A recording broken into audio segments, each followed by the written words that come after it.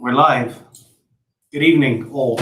Welcome to Friday evening, where I talk to guests, people that have inspired, intrigued, otherwise I find of great interest and want to have a conversation with and taste some wines, usually a winemaker or a vineyard guy. We haven't been local for a while. We've been dotting around Northern California a little bit and visiting with Randall Graham and Morgan Twain Peterson and those guys, Old Dolan, but I wanted to bring it back closer to home this time around. A gentleman who's been a good friend of mine since he moved to town sometime in the mid-90s and opened a restaurant and subsequently got infatuated with the wine business, et cetera, et cetera. Spent a lot of time, what have I spent time doing? Eating, drinking, playing. My kid has worked with and for him, or at least went and hung out over there and got paid for it a little bit. Not that much, I'm told, but whatever. So that person is Mr. Cris Cherry, and formerly of the Via Creek restaurant, Via Creek Winery still, and now MAHA Estates. So let's bring Cris in, Ian.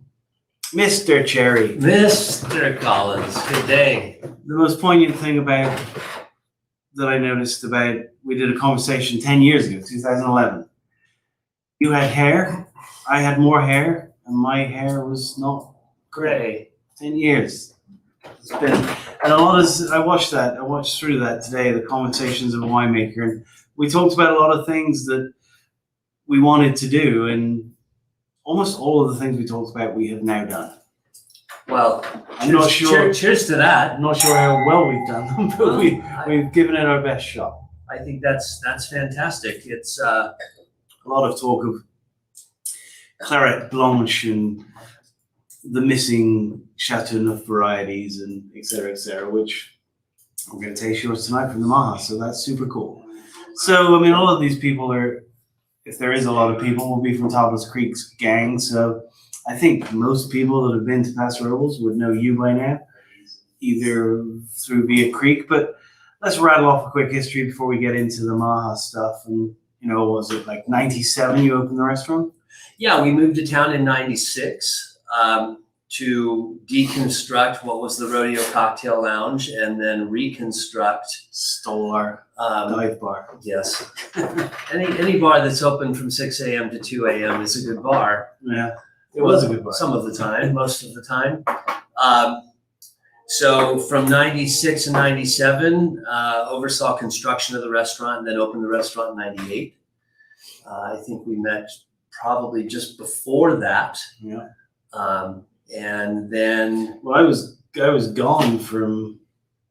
Did you leave in 98? I left on April Fool's Day, 1997, and came back July 6th of 1998. So we had met, crossed paths several times at Adelaide events and whatnot. We were out beating the bush, trying to find out, find sites, find great wines. And obviously, Munch is an icon that not a lot of folks know about. And I think John has made some of the best and worst wines that the region has seen.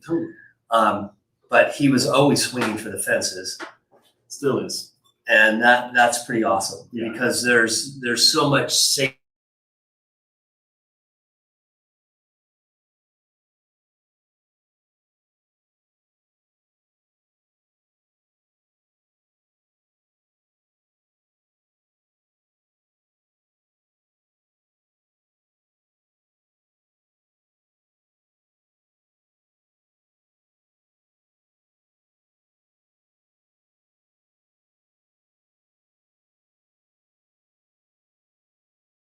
At all. I always make the joke that it's not a joke, it's a fact, but I was really lucky in my first two winery employees that I worked with Kenneth Volk, who did everything beyond by the book. And then I worked for John Munch, who didn't even know there was a book. Right. And so going from Ken, I had a great foundation of how things should really be done very, very well, properly, clean, precise. To John, who was like, oh no, we don't do that. We're gonna go, within a year of me getting there, we quit buying yeast and we're going all native yeast, which at the time was unheard of. Yeah. But we did a trial of it was a Zinfandel, and I think we did half the lot, probably 6 barrels or something. And I proposed that the following year we did the whole lot. And his response was, "Oh, we're never buying yeast again. It's a scam." Yeah, I mean, And I haven't inoculated a ferment since that. That was 94, I think. fermentation happens. It does. And it's interesting. But anyway. But have you re-fermented? No. Have you restarted? No, we do have a yeast of fermented Grenache a long way at Tablas early in the early days that went up to 16 something. And we did isolate that, and it sits at Vinquery in case we want it. Zadok, it's called, which is Robert House's middle name. Wow. Yeah, so it's there if we ever feel the need. But as you know, I mean, my approach is always, and really largely from time with Munch, but also the Prenz, is wait for the spring. Well, it was funny. I was tasting with some folks who stopped by who make wine locally, and they're like, you've been making wine for 20 years, which is kind of hard for me to like, wow, that's, Yeah. We're not the old guard, but we're not the young guns anymore. You were a young Turk at one I time. was maybe a young jerk. Yeah, I'm an old jerk. I remember, because you, Justin Smith, Matt Garrettson. I don't know if I was technically in that article. Trevi, but there was Trevi an was in article there. that you were, I think you were referred to as a young Turk. Stefan, Trevi, Sure, well, that's, Justin, Stefan's not young. He's never been young. Garrison. Yeah, I remember it. I wasn't a young Turk. No. Too old for that. But they're like, can you give us any insight? And one of them is like patience. Yeah. Don't rush your pick.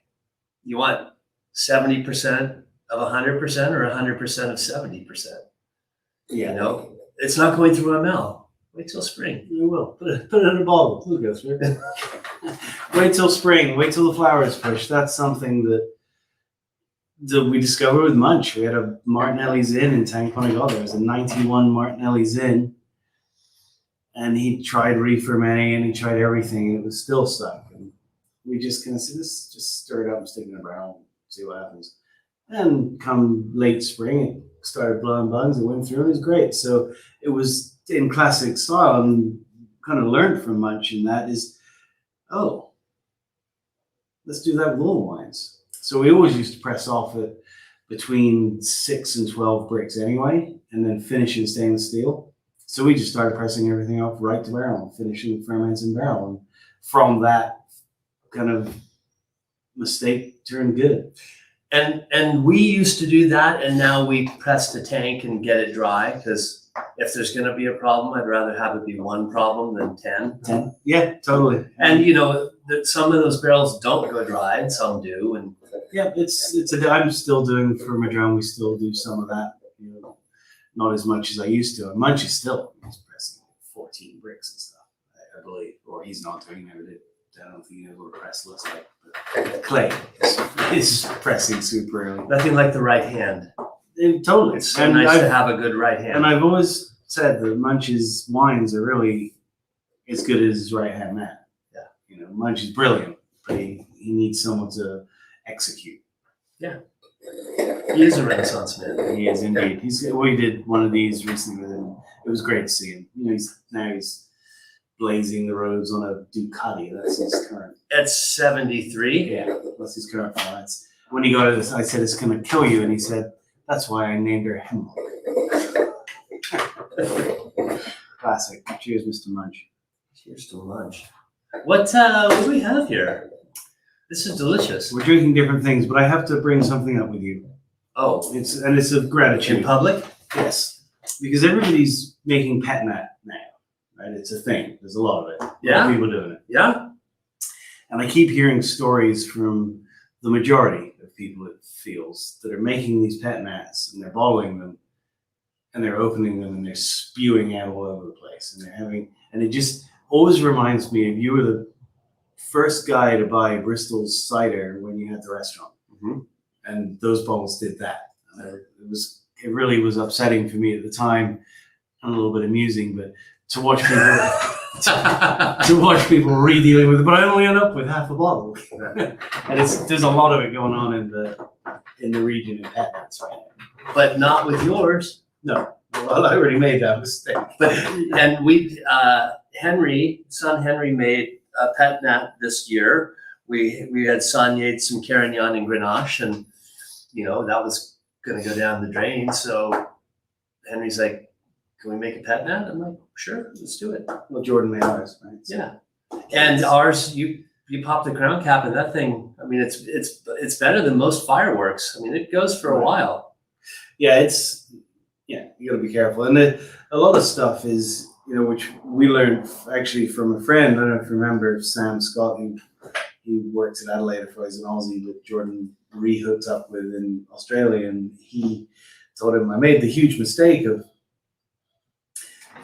it wasn't cold stable, and so in the bottom of the bottle there was a bunch of crystals, and those crystals act as a seed point for the bubble, so it just makes it worse.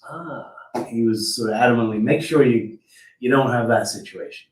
And I think that's probably part of what's going on with pet nat in general. There's a lot of sediment and there's all that seed point. Yeah, ours has got some goo in it. Ours is super clean, so there's just a little bit, which probably helps a little, I think. The last time we were at, it's no longer burger Sundays for us. We're doing fried chicken sandwiches on Saturday, and I think Jeff needs to serve just a little dish of Lipitor after that sandwich. Yeah, just a couple of bumps just to make sure everything flows through. Yeah. But that's a hell of a sandwich. Oh, it's great, and we've been doing the pet nat. Okay, good. Jordan would be happy. And I was asking Jordan. He just put a real light filter on that to get the solids out. Yeah, it's delicious. And clears it up. I like a touch of clarity. I mean, it's not clear by any means, but it's not. I'm not a big fan of turbid wine. No, I'm not in general. It's not something that I find pleasing. I think it's not good for the texture. We're gonna get on the same page here. We've completely gone off track of what we're talking about, but I think that's okay. So we're gonna taste before anyone else. Well, we'll talk about that. MAHA Estate Clairette Blanche. So MAHA being the home estate of the Cherry family. Correct. Out on Peachy Canyon Road in the Adelaide district, 2018. Grown and produced and bottled on our certified organic and biodynamic farm, the Cherry family. There it is, white Clairette Blanche. What made you plant that? It's not a widely known grape variety in any part of the world, or maybe in D it is. Well, right, but I think it's one of those things, like many of the wines that have inspired me or why we've planted grapes, is you get switched onto it. Maybe it's a Priorat tasting that Eric Solomon does at Hospice de Rhone, where you start scratching your head going, wow, that's Carignan and Grenache, or it's Louis Barroul from Gigondas and Dave Powell, and it's like whole cluster Grenache. I think we could do something about that here. And the first Clairette that I had was Louis, which is the Le Post Blanc, labeled as a Côte de Rhone white, because Clairette is not permitted in Gigondas. Right. And when we saw him a few years ago, he's got 13 different clones now planted. Of Clairette? Of Clairette. Well, and I'm hearing there's fuzzy Clairette, and I'm hearing that there's pink Clairette. And then the next one, I think, was Isabel Ferrando at St. Perfert. And she does an old vine Clairette, only in Magnum.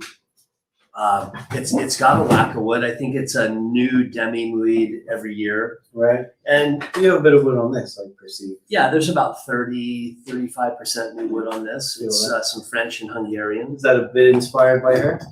I think it is. I think when you look at those out of the mainstream, not that any of the Rhones really are, in the white arena, we're all kind of channeling Burgundy to a sense. You can look at some of those high-end white wines out of Spain made from Godeo and Albarino and Verdelho, and they've got some wood on them. And I think Clairette can handle wood. I think from all the conversations, I think all of us are always channeling Burgundy a little bit. Of course. I mean, it's such a thing, right? I mean, of all Just for the whites. of all the appellations in the world, it's like everybody's like, well, and then there's Burgundy. Yeah. Whites and reds, really. I mean, a go-to wine, a white Burgundy. It's hard to fathom anything much more fantastic in your glass for me. I agree. I like that, and I really like them when they're coming from impeccably farmed sites. Sure. I think they show even more transparency to the place. Honestly, I don't have an immense experience because they're so expensive and I just haven't had that much exposure. My exposure's been mostly through the generosity of Robert Haas and sharing his side with me. And then Austin worked at Matro, which was super cool. We went and visited and I did some tasting then, but it's just the acidity in white Burgundy is just so stunningly beautiful to me. Yeah. Anyway, and I think off track I go again. I think this Clairette, I don't know if Clairette carries that. I don't think much carries acidity in Chateauneuf. Yeah, Grenache Blanc. People in Grenache Blanc. But this wine, What don't they say? And I haven't had enough experience with that yet to know it's true. But this wine is, it's got some snap to it, and I think white wines with acid can hold their wood well. This wine saw about 22 months in barrel. It's a decent amount. Taking a lead from what you guys are doing at Tablas, I mean, I think West Paso can make West Paso makes some world-class white wines that age well. We've both been. There's an amazing thing, right? That you would not have made that statement in 1996. No, I mean when you brought the meeting of the minds together and we did verticals of Tablas Esprit back to 03. I mean the white wines were the winner. Fun. They were amazing. They age well. They continue on developing character. And I think that's always been a little bit of the case with Tablas and the ownership. It's like they knew that they were going to be able to make great red wine and Paso Robles. I think they thought they were going to make a decent white wine, but they didn't have any idea how certain varieties were going to shine. And we now. I mean, you can never say all because they keep finding new ones, 13 clones of Clairette Blanche, right? But now we have all the whites in the ground. We're making Picardin and Bois Blanc. It's super cool, and they all are working. Strangely, the most difficult one is Roussanne, which is one we have hung our hat on. Most difficult to farm, but really rewarding in the bottle when it's right. And a large reason why those old Esprits show as they do. I mean, there's a bunch more Roussanne. Roussanne is always acid challenged. It's acid challenged in the south, and it's acid challenged here. Maybe in the Savoie, the Bergeron. Yeah. Perhaps. Well, our first white Never been there. Was modeled. I think Bob had told me this because I said, I want to do a Roussanne, but I don't want it big and rich. He's like, Bergeron. I'm like, what? Chamy. And I think in the Savoie they call Roussanne Roussette. And so the first three or four white wines that we made under the Via Creek label, we just called white. There was Roussanne Chardonnay, there was some Grenache Blanc, but what we were trying to do is put a round peg in a square hole with picking Roussanne at 21 bricks. It doesn't, that's not where it was grown. Right. That's not what it wants to do. It's not what it wants to be. And that, that's a very hard lesson for us to learn sometimes. Like, you really want to do this, and it doesn't matter how much you want to do that. It's not your choice. And I think we were having a conversation yesterday. It's like, I've stopped judging people in their pick situations. Because Grenache in West Paso is different than Grenache in the Santa Rita Hills, which is different than Grenache in Walla Walla. And, you know, the first conversation was with Adam Tolmack. And at the time we were sharing some Grenache that's JSV, John Sebastiana Vineyard. And he's like, well, why are you waiting to pick? I'm like, because it's not right for me. But the conversation, I'm like, he's like, why are you picking Grenache at 26, 28 bricks? I'm like, well, we're waiting for the acid to drop. Why are you picking it at 23? He's like, because that's when the acid's right. And we're all picking on acid. It just depends where you are and how it is. Like, could you imagine? Well, you can, because you probably get some Grenache in at 23 bricks. But at the MAHA, it would be 2.8 pH and 12 grams of acid and horrible. Yeah. It's not there. It's just not ripe. I'm glad you brought Adam up. I have to say that I did one of these conversations with him a while back, and we traded a case of wine with each other. And I had just visited with him. When was that? We were staying in Ojai the day I got my citizenship. I sat down with Adam Tolmack and his wife and tasted at their tasting room. And I traded him a case, and every single bottle out of that case has been fantastic. He makes amazing wine. Everything. I mean, we sat here one night with the family having a dinner, and we had some fancy business bottles of wine on the table. The wine of the night, hands down for everyone at the table, was his Cinsaut. His no sulfur wine. And that's Syrah Grenache? Yeah, I believe, like $35. And just... His wines are totally underpriced. Yeah, I mean, he can do it. And it's great that someone can do that. And I can buy that wine for that price, because there was $150, $200 bottles of wine on that table, and it blew them all out of the water. Just a normal night at the Collins Clan. It wasn't a normal night, but it was a fun night. And they're a critical bunch, the kids these days. And they, you know, when I've got, this is a guy I've known forever, he makes really nice wines, they can be a bit, what those upstarts? Yeah, exactly. Exactly. The Upstart Wine Company coming soon.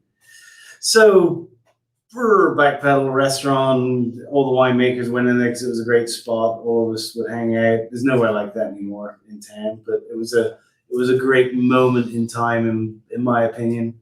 I was in a time of my life when going out and hanging out in a cool, relaxed atmosphere restaurant with great margaritas and a great wine list, and every other table had another guy from a winery that I knew sitting at it. It was cool, and I loved it. I'd probably avoid it today, but at that point in my life, it was great. And you go in table to table and just chatting with people and learning, and it was so much fun. That's how I learned to do this. I know. I'm drinking wine, buying wine, meeting people, and chat. Like the conversations that have been had.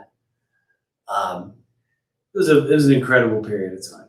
So I guess the question is not hard for me to imagine, but I'm sure someone out there listening would be, what was the evolution of successful restaurateur to planting grapes, making wine? We made wine long before you planted grapes, of course.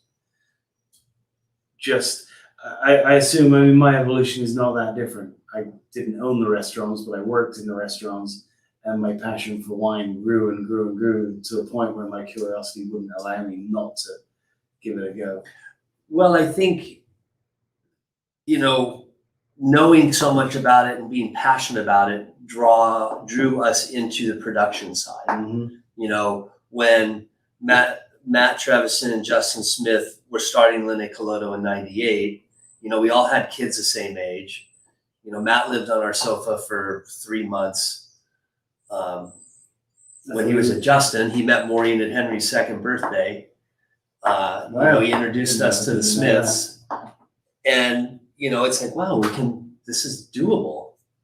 Mm-hmm. So then through various chidings from you, Matt Gerritsen, those guys, like, you should start making wine. You should make wine. So Matt Gerritsen one day is like, are you gonna make wine this year or not? I'm like, yeah. He's like, do you want me to order you a barrel? I'm like, What does that mean? yeah. And then my first call was to Justin for fruit at James Berry. He's like, I don't have any fruit available this year. Then I called you. You introduced me to Don Rose. Okay. I called Glossner, and he put me in touch with some Syrah at Dubrow. I got Morvet and Grenache from Don Rose, Syrah from Dubrow, and then Stillman Brown put me in touch. Stillman Brown. Yeah, with gosh, I've just forgotten their names. The Locks.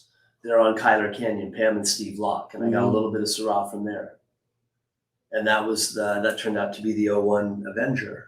Stillman Brand, dude. I was painting his toenails. I know that. Of course, he's right.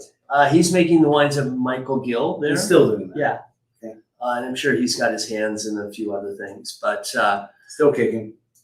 yep, still kicking. And then, you know, another great common acquaintance is how we ended up with the MAHA is Tom Vaughn, who was a dear friend of yours and a friend of ours, a pirate, one of probably the best land surveyors anywhere. Mm-hmm. He would come to the restaurant, and I'm like, you know, if you're ever peeling a piece of dirt, I'd love to know. And he came in one day and said, I'll have a Firestone, and I'm peeling 60 acres for my neighbor, and I think you would be a good neighbor. You should go check it out. And that's how we ended up with the MAHA. Wow. I mean, you know, it never hit the market. We went and had iced tea with the McCornacks, who owned that parcel, and they were peeling that off for one of their sons that did not want to stay on the property any longer. Mm-hmm. And, you know, Justin and I had ridden past there a lot, and it was all walnuts, and he always looked up the hill. He's like, that'd be a smoking planting. And we just kind of ended up with it. So, Super cool. yeah, I mean, it was, if it wasn't for Tom, it probably wouldn't. And if Tom had not passed away so young, if he was a partner in Lavender, our winery would have been on that property At the birdhouse. We had the design, and Yeah. it was not up on top of the hill. It was like in the trees. It was, but so I mean, cheers to Tom. Thank you. He did a lot for me too. Yeah. A great man. Mm-hmm. Just imagine how he's cutting things up upstairs. Oh, I know. That's what someone said at his funeral. It's like some other surveyor said, "Well, I hope they're ready for him because he's going to rearrange lot lines up there." Yeah. We've got some problems here. This is not right. So we didn't talk about this. Give us some of your tasting notes on this wine from your mind. A little oak, 30% oak, so you do get that on the nose. Yeah, it's definitely for texture to frame it up. I don't know how it happened with this vintage. I love the reduction. I love that kind of matchsticky, you know, burgundy-esque component. It's got nice freshness to it, but it's also got weight. Yep, it does. It's got a decent level of weight. The acidity's nice and good balance. You know, the thing that I find interesting is that wine's like 3.25 pH, and it doesn't do that at all on the palate. No, it's nice. I like the balance, but that plays well with the oak for sure. Yeah. And it holds that oak really well, that acidity. Right, as you know, I love wines with acid. So we'll go to the Tablas Creek 2018 Roussanne.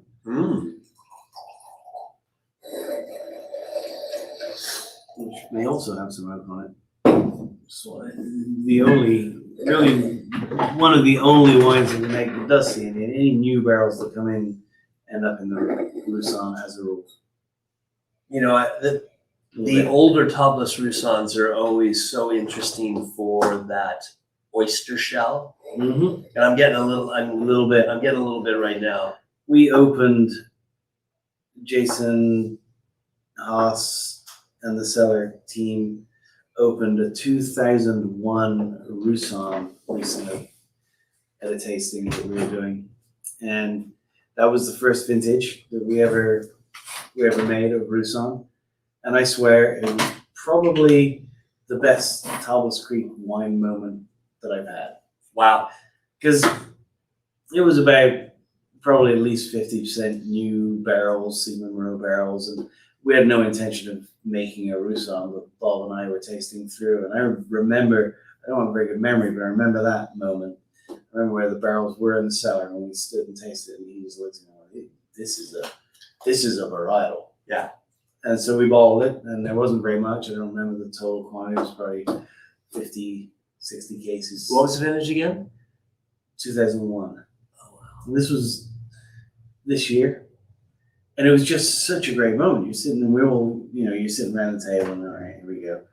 And everyone looks up from their glasses.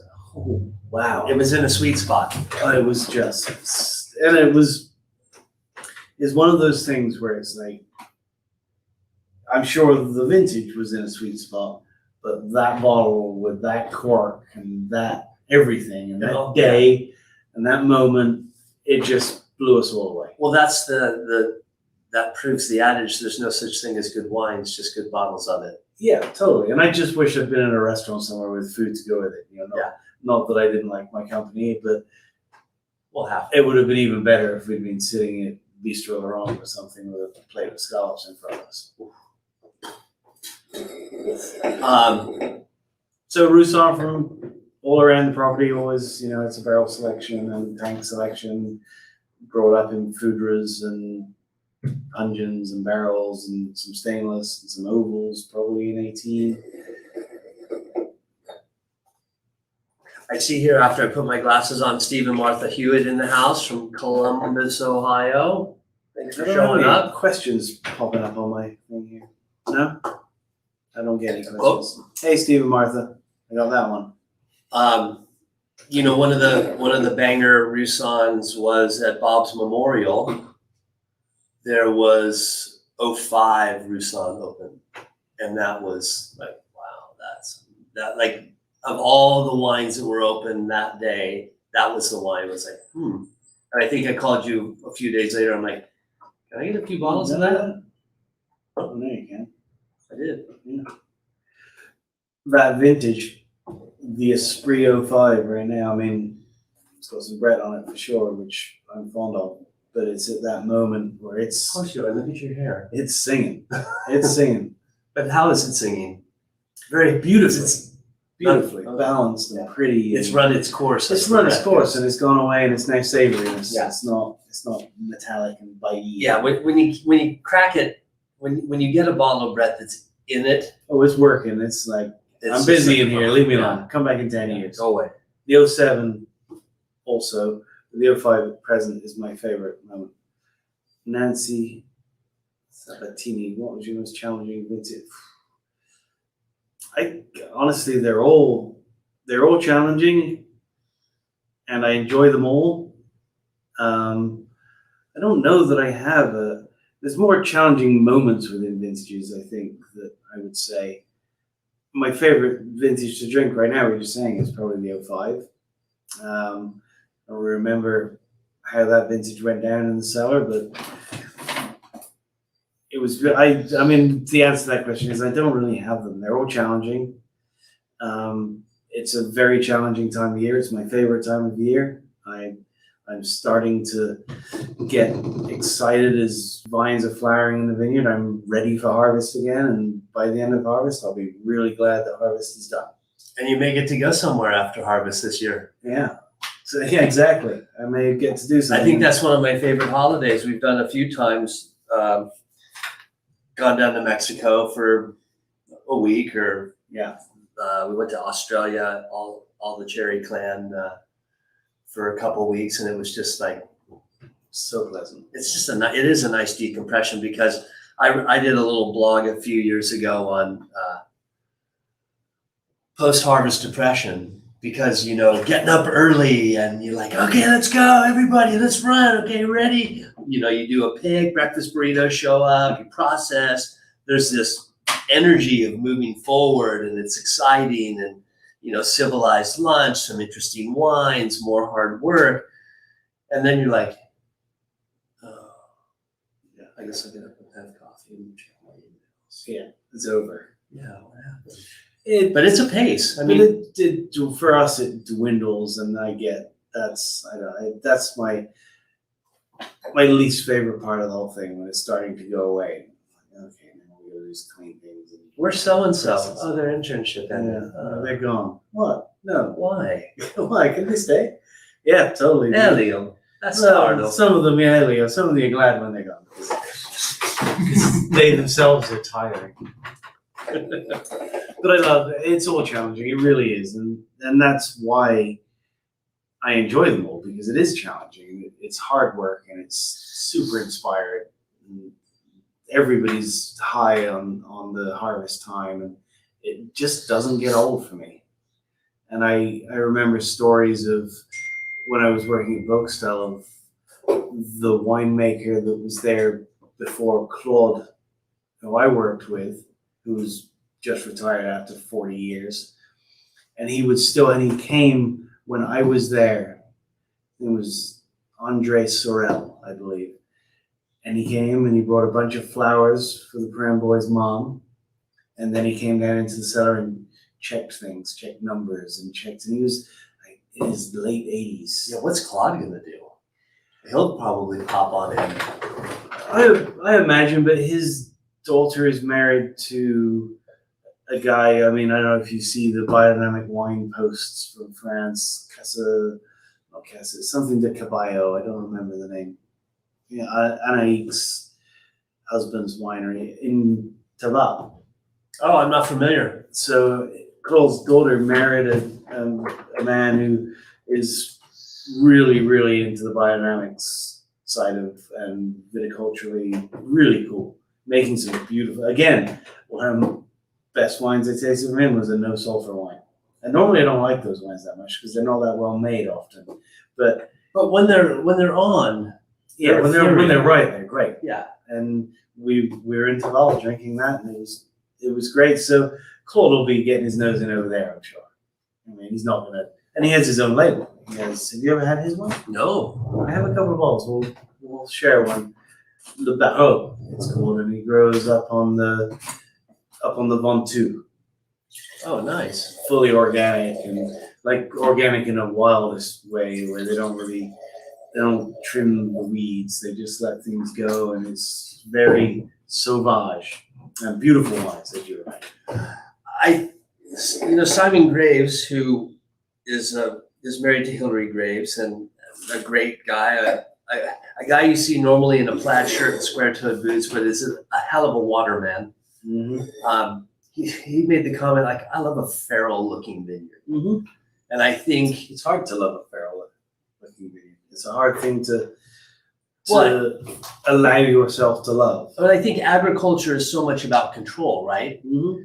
This time of year in most of our appellation, you're seeing, Roundup, herbicides, to make it look good, water competition, whatever. Those that are playing at a higher level are using some sort of mechanization, mm-hmm. whether it's mowing or a Clemens. Yeah.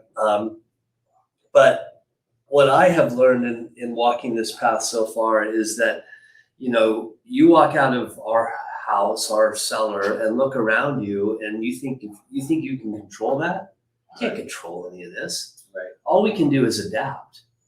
Yeah. And I think that's not in the larger farmer's minds.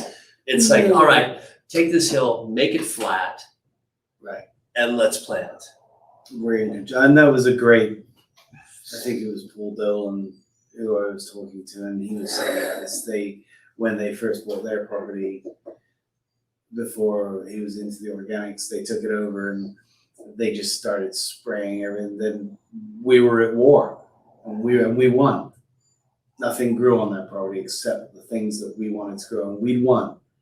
And then it rained like it never rained before, and all of a sudden, all of our vineyard was in our driveway. And he said, at that moment, I realized we didn't win anything.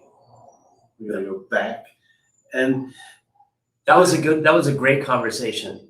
He's a great man, right? I mean, yeah. He's controversial.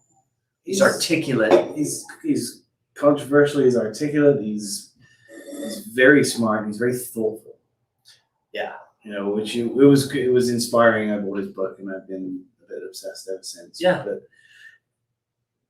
that whole thing, but taking it to the level where you just let it go, there's a bit of a balance there too, and you got to have some control over what you're doing, but allowing yourself to not be bothered by the weeds. The aesthetic? Yeah, I mean, we've got this. Well, we don't have that problem, Neil. Right. Totally. I'm not talking about the mirror. I'm talking about the vineyard. I don't even We have have a mirror. just as well. They just keep breaking. We've planted this really big dry farm plot this year on Jewel Ridge. It's probably pushing 20 acres, which we've never planted that much in one go before. And we've got this, and I say dry farm, but we have to irrigate them in, and we always use buckets or hand watered. This time we've got this great new setup that we're experimenting, but it means we can't get equipment in the vineyard at all outside of a weed whip. Mm-hmm. And so we're having to live with it. We're having to live with the grasses are bigger than the grapevines, and it's not what we're used to, and we don't like it. We're struggling. We didn't like it. We're struggling with it. However, we have the ability to give those grapevines a little bit of water, so they're doing just fine. They're weeds. They're amongst their friends, if you will. Yeah. And we're going to take it down eventually, but it's been kind of a tough chew for me and Jordy to just like, okay. We started rolling stuff up and disking it, and we both looked at each other and like, we're damaging grapevines by doing this. And why? What are we achieving apart from aesthetics? We need to wait, let these grapevines get established. Once the drip lines are out of there next year, then we can start talking about how we're going to farm, mow, or disc, or whatever it is. And that's a whole other conversation, of course. Till, no till. But that, you need to come and look at that piece of property right now. Like, I know you've been on that hill before, but now it's got grapes on it. Grapevine. There will be grapes coming off it because we've tried and sounds like not living. There will be grapes. We've tried and not succeeded twice to get that done, and some of the initial trials have actually survived the tough guys, and they will produce fruit this year, which is really exciting because that Jewel Ridge, that piece of property will be one of the greatest vineyards in town, in my opinion. I'll probably be dead by then, but that's fine. That's all.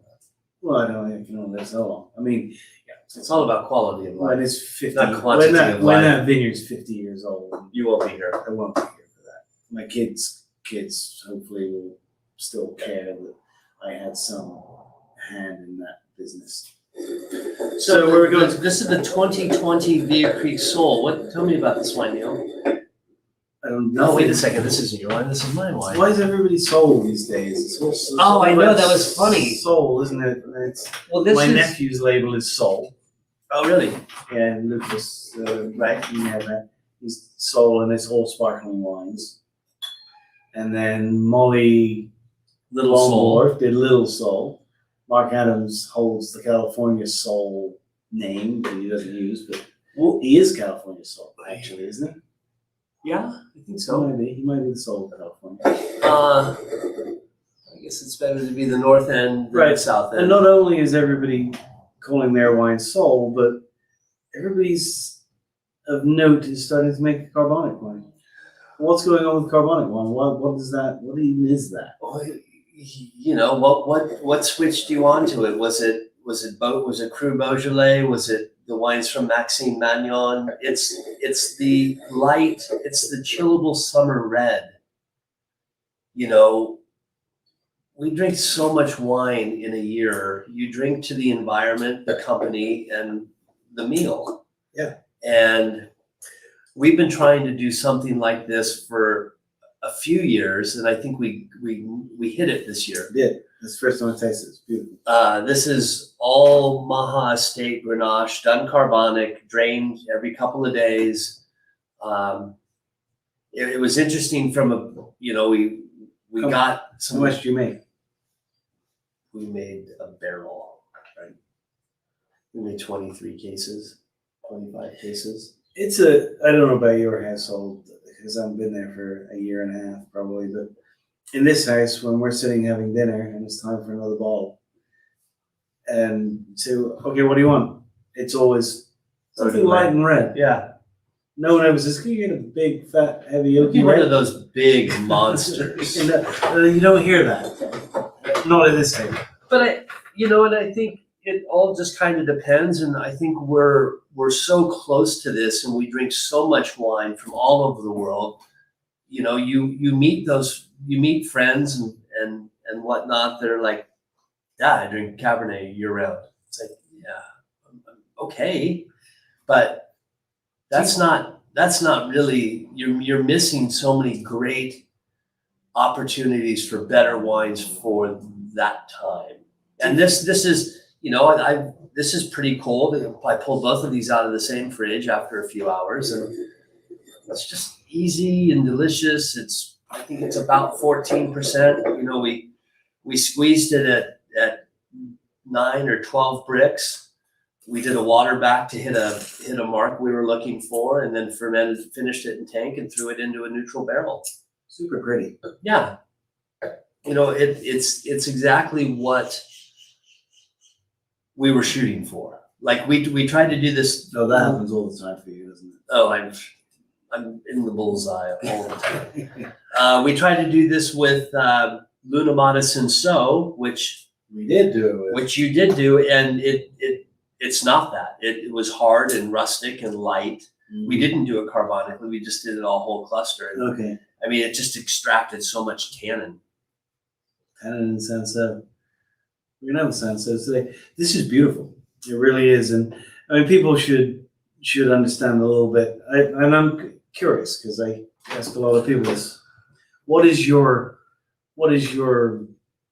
description of what is carbonic? Because I know you got people coming into your tasting room going, "What does that mean?" What's your story? It's intracellular fermentation.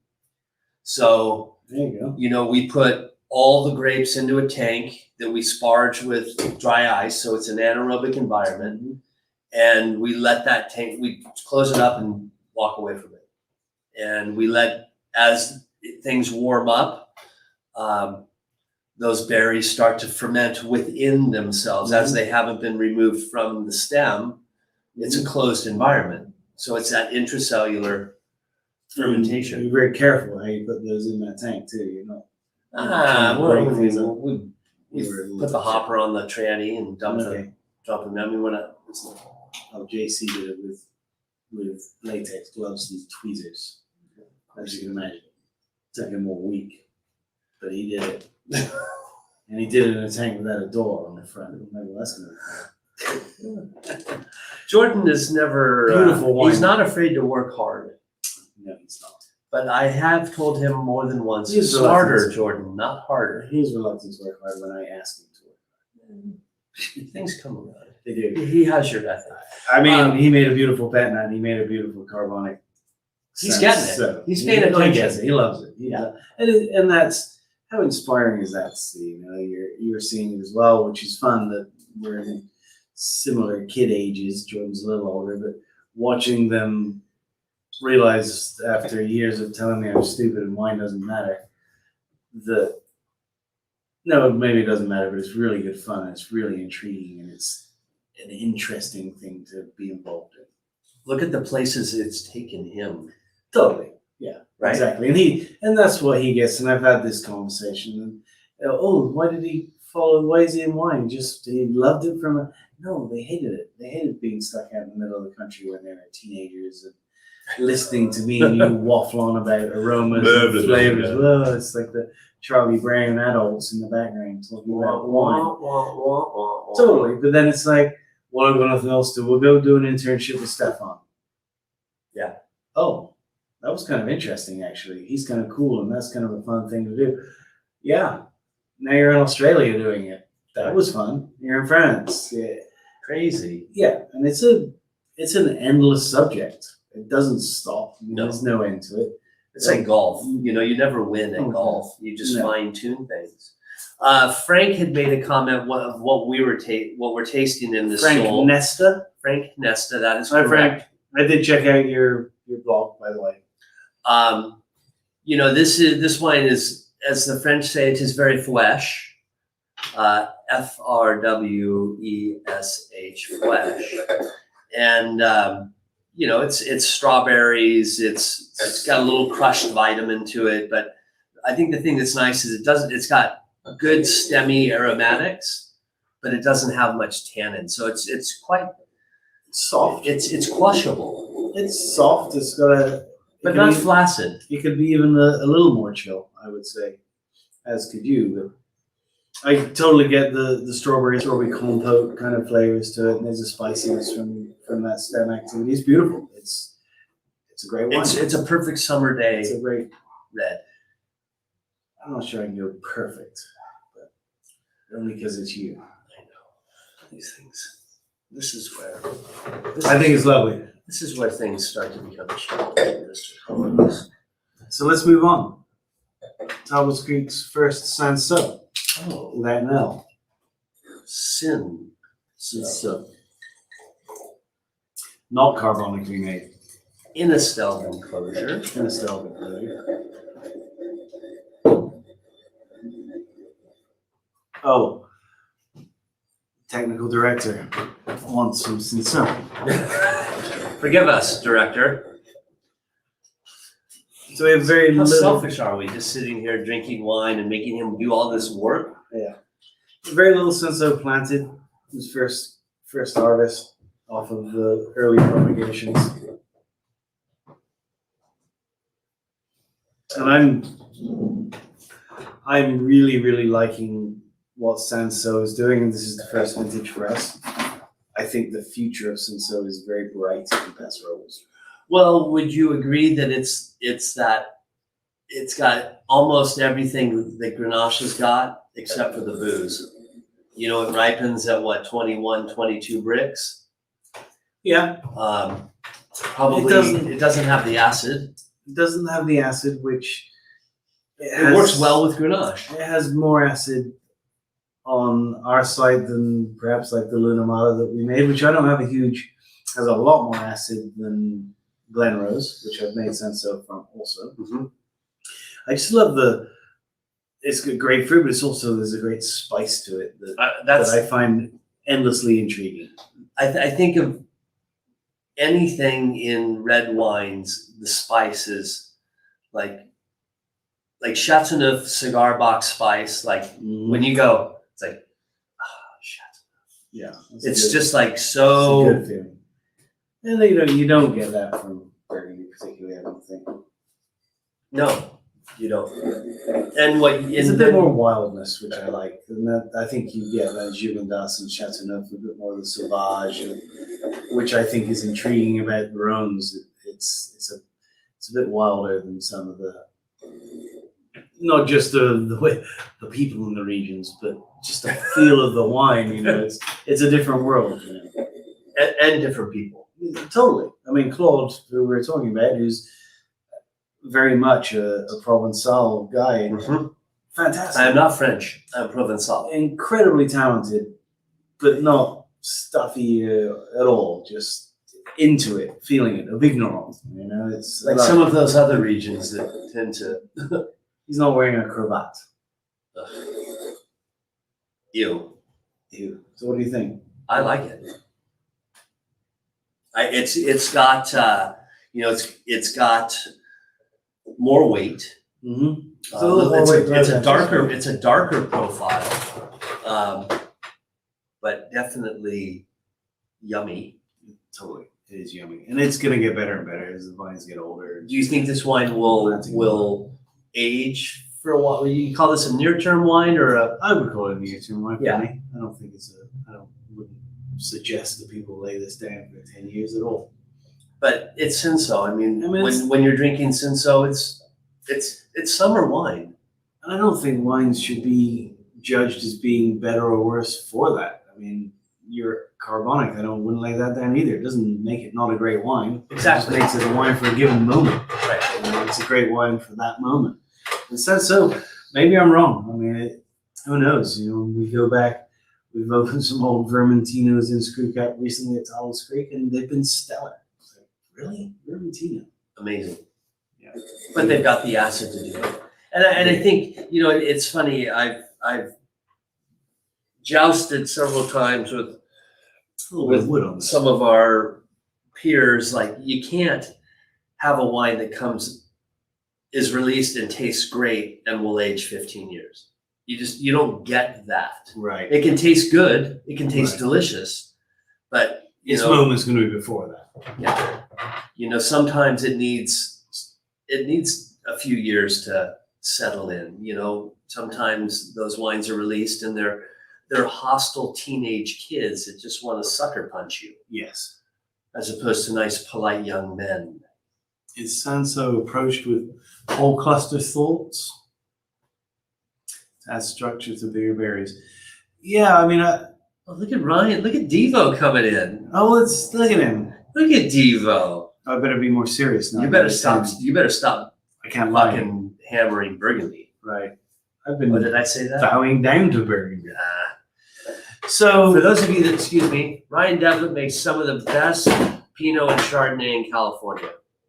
he does. You can't pronounce his last name, but you can write it down and find it. Chardonnays are banger. Personal fact, I'm a member of 2 wine clubs. One is Ridge and one is Ryan. So I like his wines. My cellar is plenty. Actually, it doesn't have hardly any because we go through We it just drink. quickly. That's a problem. I think it does lend itself to the whole cluster. I think we'll get you a bottle. You have had a bottle. I'm pretty sure that Weston brought you a bottle of the carbonic Cinsaut, which has that whole cluster element. I think it can go either way. It would make a stellar rosé too, for sure.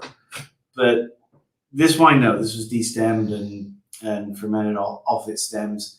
I think a little bit would be interesting, but it's new to me. I love wines that I've tasted from Cinsaut. I have not made an immense amount, so we'll keep trying. Larry Schaefer, any bleed on that? Nope. That's not a protocol at all at Tablas Creek. It is to make rosé, but not to intensify reds particularly. I mean, it does by nature that Grenache. Maybe I'm not being completely honest. Maybe we like pulling it A bit for the rosé, so that it makes it a little deeper. But as I've had conversations with so many people doing these Friday nights, Grenache remains a struggle for me of trying to decide what it is.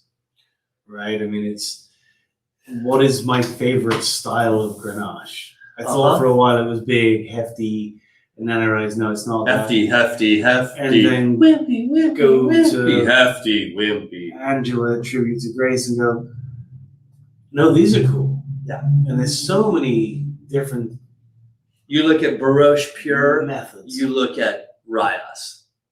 Those vines are stone's throw away Yeah. and totally different stuff. Right.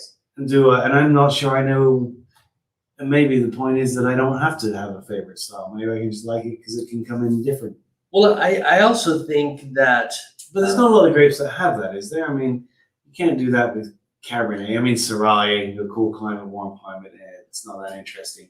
Grenache can be so many different things. well, I don't know who told me it, but I love it. Grenache delivers everything that Pinot Noir promises. And, Grenache the Rhone varieties get some hammering. Grenache is a bitch to make. It's tannic. It's got acidity. It's a high sugar ripener. It's a challenge.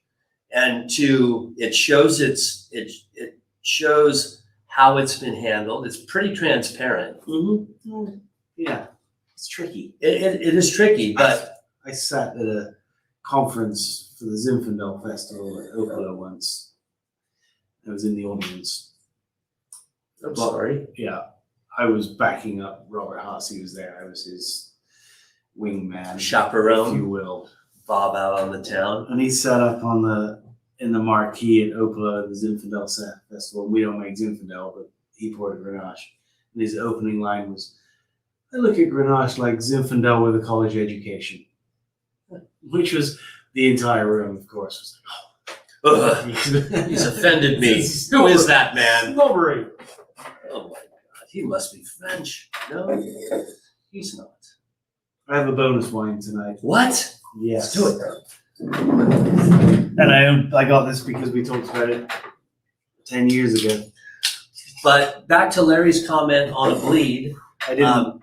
Okay. There's no bleed. But we tasted some barrels yesterday of the 20s, and one of our trials was same pick. One was Saunier and watered back, and the other was not.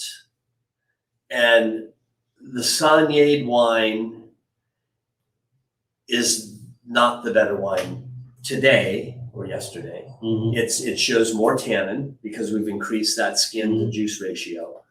It's not quite as pretty. Is it more muscular? Yeah, but Is that what you're looking for? and see, our challenge at the MAHA is we have acid and tannin. You know, if you to have one is great, because if you don't have acid, you better use stems. And you know, acid just accentuates tannin, and that's been our real. That's been the challenge with a younger vineyard. Yeah, and age will help with that. So here, a red wine. You know what this is, because there is only one. Oh, is this the Highlander? No, Or the Silly Haggis? no. This is a Tablas Creek wine. We don't use very many silly names.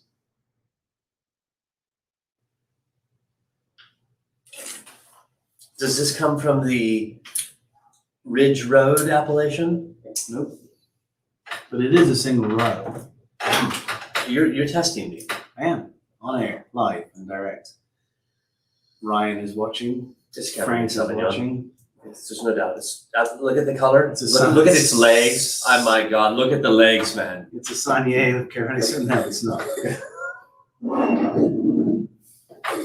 Oh, it's Terry. It's Terry Noir. Black Terry. Terry Noir. Terry, it is. Noir, it is not. Actually, Clairette.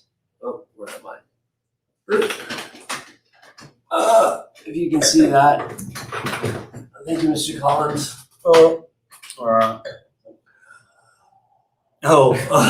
Director wants his share. So one of the What do you grapes, think? Straightforward, simple, country wine. weird, tannic and light-bodied. You wouldn't think that it's going to have the structure that it does. This is actually dark for Terry Noir for us. So it's a grape that, for those of you who don't know out there, it's one of the 13 of Chateauneuf. There's very little of it planted anywhere. I don't know that anyone makes a single varietal of this except us. We use it in our Le Complice wine. And I'm probably the biggest fan at Tablas Creek of this wine because I think it's so curious and so cool. It's got some fruit, but it's not flamboyant. It's not like the carbonic wine we had earlier. It's a bit more austere, but then it has an incredible structure and tannic structure to it, which is just really cool. It's just a really different grape variety. And you know, when we started making this, no one can tell you how to make Terry Noir. You know, you got these grapes and you ferment them and you go, oh my God, it's pink. Well, you have always been a fan of the underdog. Maybe. Yeah. And it's not made its way into the Esprit yet, but I'm fighting for its goals. I think it'll get there eventually because I think it's got some Cinsaut. It does. What's not Carignan? Cinsaut. What's your own? Starts with a C. Thank you, Couloir. It's in that vein of the lighter. Couloir is like the good-looking, pretty brother who's good at everything. And Terry Noir is just like, oh, you mean Jordan over it's just tougher. No, I would never say that.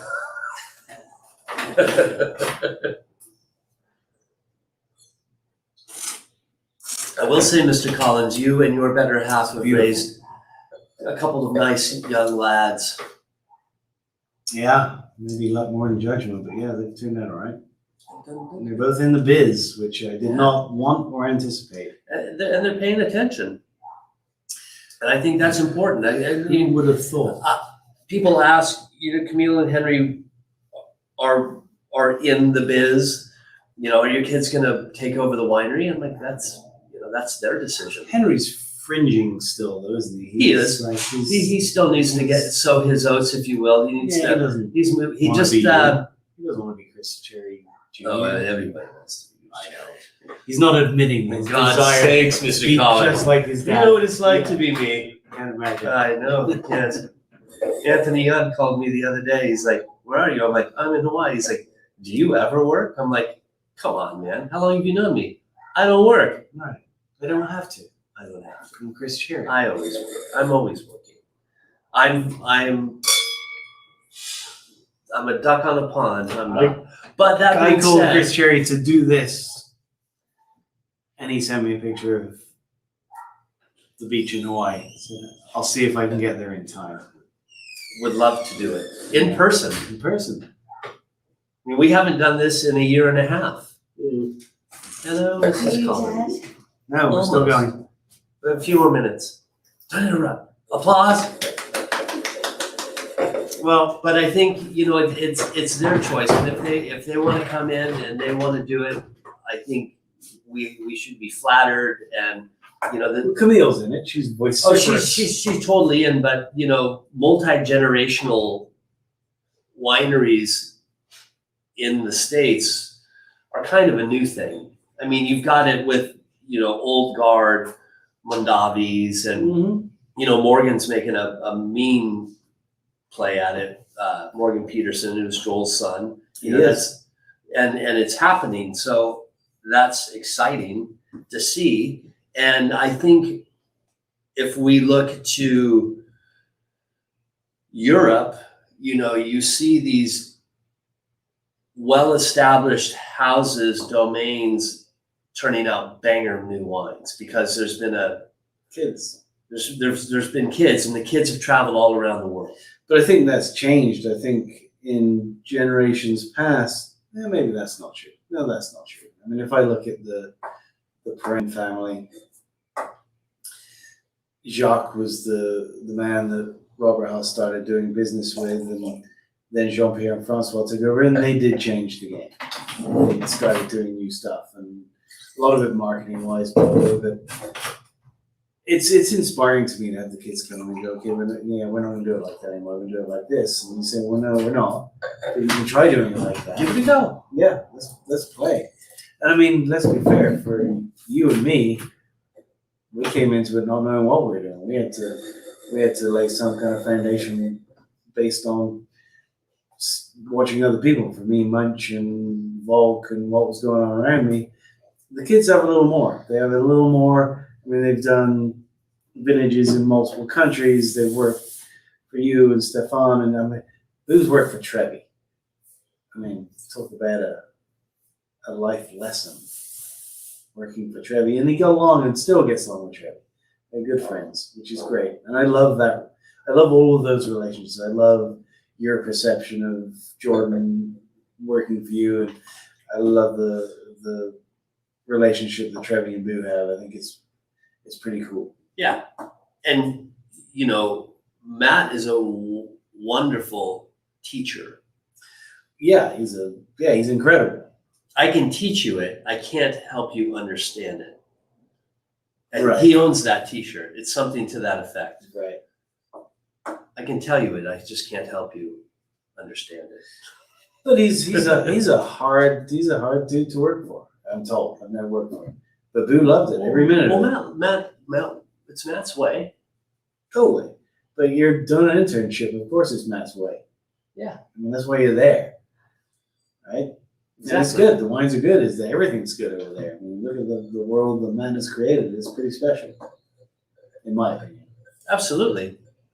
And I think those are some of the best wines in a region. Like you know, What do you mean? I always like, you know, the buck stops here. Like I want to use the owner winemaker. You know, if you like the wines, great. If you don't like the wines, that's okay too. I made the wines. Yeah. And I think the industrialization, like Aaron Jordan was telling me, we had a story a few years ago. He's like, you know what? I make the failure wines. If you like them, great. If you don't, that's okay too. I make them. Buck stops here. You know, do you want to buy wines from you and me, or do you want to buy wines from a hedge fund or venture capitalist? And I think in the world of wine, what makes great wines? It's relationships. It's time and place. You remember we had that bottle of wine at dinner the other night. It's hard to remember a few 2 years ago. Yeah. No, I don't. But there are those situations where that's why we love Tablas Creek or Via Creek. I got a text the other day, which took me right to you. A friend of mine from Chicago is like, I'm walking through Central Park and I just walked past someone with a Via Creek shirt on. I'm like, that's fucking awesome. Yeah. You were in France. I was in France. It was brilliant. I was in a little cafe having lunch with César Perrin, and I'm waiting to get in the bathroom. And this guy comes out of the bathroom. He's wearing a Tablas Creek T-shirt. This is literally in the town of Châteauneuf. And I said, "Oh, you know Tablas Creek?" And he's like, "Yeah, I'm a club member for Tablas Creek. It's a great winery in Paso Robles." And I said, "I know it is. I'm the winemaker, Neil." And he's like, "No way! I'm here trying to get into Beaucastel at the last minute because my flight got delayed, and I've got one more day, and I didn't make an appointment. They won't let me in." And I'm like, "Well, I might come with me. I'll introduce." So I introduce him to César. César gets him in. And that's awesome. It was so funny. He walked out of that room, and twice on that show, I walked into a really obscure wine shop in Paris. And the guy looked at me, and I was buying wine with Marcy to go and have a picnic in a park. And he's like, "Well, what are you looking for?" I'm like, "Well, I'm looking for something kind of light and easy picnic, maybe a Beaujolais or something like this." So not like Tablas Creek, not as structured as Tablas Creek. I'm looking like, "You know Tablas Creek?" And he's like, "I know you." Of course. I said, "How do you know?" And I looked and I'm wearing this shirt.